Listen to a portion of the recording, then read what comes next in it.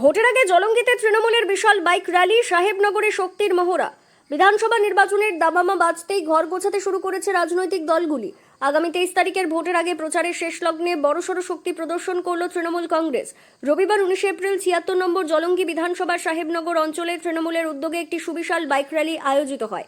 এদিন সাহেবনগর পঞ্চায়েত থেকে কয়েক হাজার বাইক নিয়েই প্রচার মিছিলটি শুরু হয়। র্যালিটি সীতানগর, রমাকান্তপুর, সাহেবনগর চর, কাকমারি ও খয়েরতলা সহ ব্লকের বিভিন্ন গুরুত্বপূর্ণ এলাকা পরিক্রমা করে কয়েক কিলোমিটার দীর্ঘ এই মিছিলে দলীয় পতাকা ও তৃণমূল প্রার্থী বাবর আলীর সমর্থনে স্লোগানে মুখরিত হয়ে ওঠে গোটা এলাকা। স্থানীয় তৃণমূল কর্মী সমর্থকদের স্বতঃস্ফূর্ত উপস্থিতি ছিল নজরকাড়া। এই কর্মসূচির সম্মুখভাগ থেকে নেতৃত্ব দেন উত্তর জোনের ব্লক সভাপতি বিজন কুমার মণ্ডল। মিছিলে অন্যান্যদের মধ্যে উপস্থিত ছিলেন জলঙ্গি পঞ্চায়েত সমিতির সভাপতি কবিরুল ইসলাম এবং সংখ্যালঘু সেলের সভাপতি আফজাল হোসেন। এছাড়াও স্থানীয় স্তরের একাধিক শীর্ষ নেতৃত্ব এই কর্মসূচিতে অংশগ্রহণ করেন।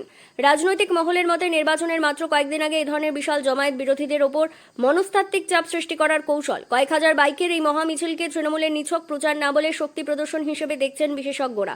এলাকার ভোটারদের নিজেদের দিকে টানতে কর্মসূচি শাসক দলের আত্মবিশ্বাস অনেকটাই বাড়িয়ে দিল বলে মনে করা হচ্ছে। কমেন্ট করে জানান আপনার মতামত এবং ভিডিওটি শেয়ার করে সবার কাছে পৌঁছে দিন। এমনই সব খবর পেতে আমাদের ইউটিউব চ্যানেল গ্রাম বাংলা নিউজ ফোরাম চ্যানেলটি সাবস্ক্রাইব করুন এবং বেল আইকনটি টিপে দিন। আপনারা দেখছেন গ্রাম বাংলা নিউজ, সবার সাথে সবার পাশে। যে উচ্ছ্বাস দিনের পর দিন সেটা বেড়ে যাচ্ছে। বিরোধীদের অপপ্রচার, একটা দিন এক এক ধরনের অপপ্রচার করেছিল, তো সেগুলোকে সব হোতা হয়ে গিয়েছে। আমাদের নেতৃত্ব এখানে, আমাদের উত্তর জোনের আমাদের সভাপতি আর আমাদের সংখ্যালঘু সেলের সভাপতি আমাদের উত্তর জোনের আফজাল সাহেব এবং নির্বাচনী কমিটির আমাদের সদস্য এবং সকলে যারা উপস্থিত আছেন, প্রত্যেকে আমরা সম্মিলিতভাবে কিন্তু এই কাজগুলো করে চলেছি। আমি প্রার্থী হিসাবে আমি সকলের কাছে কৃতজ্ঞ। আমাদের দলের কর্মী, সমর্থক, নেতৃত্ব প্রত্যেকের প্রতি কৃতজ্ঞ। প্রচারের প্রায় আমরা শেষ লগ্নে চলে এসেছি। মানুষের এই ভালোবাসা, আন্তরিকতা আগামী 23 এপ্রিল আমাদের দল পাবে, এটাই আমাদের বিশ্বাস এবং আমরা বিপুল ভোটে জয়যুক্ত হব, এটাও আমরা বিশ্বাস করি।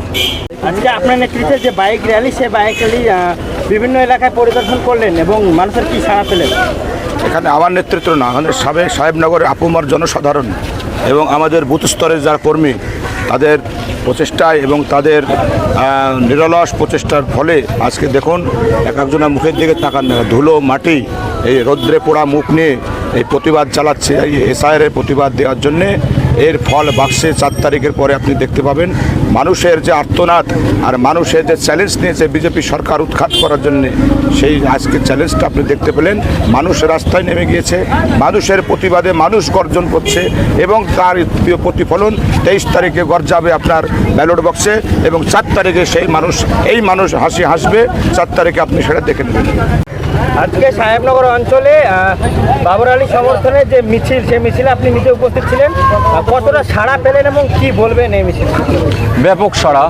সর্বকালের নির্বাচনী যত কর্মসূচি হয়েছে সব রেকর্ড অতিক্রম করে আজকে সাহেবনগর গ্রাম পঞ্চায়েত এলাকার তৃণমূল কংগ্রেস কর্মীরা উচ্ছ্বাসে ভেসেছে, জনজোয়ারে ভেসেছে।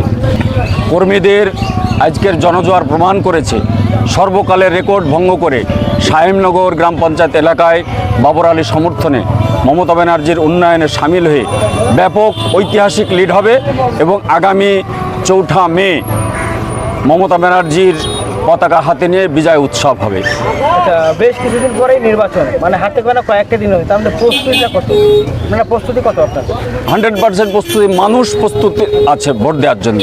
মমতা ব্যানার্জির সাথে আছে মানুষ, পুরুষ, মহিলা, যুবক, যুবতী, কিষাণ, ক্ষেতমজুর থেকে পরিযায়ী শ্রমিক থেকে সকলের আওয়াজ।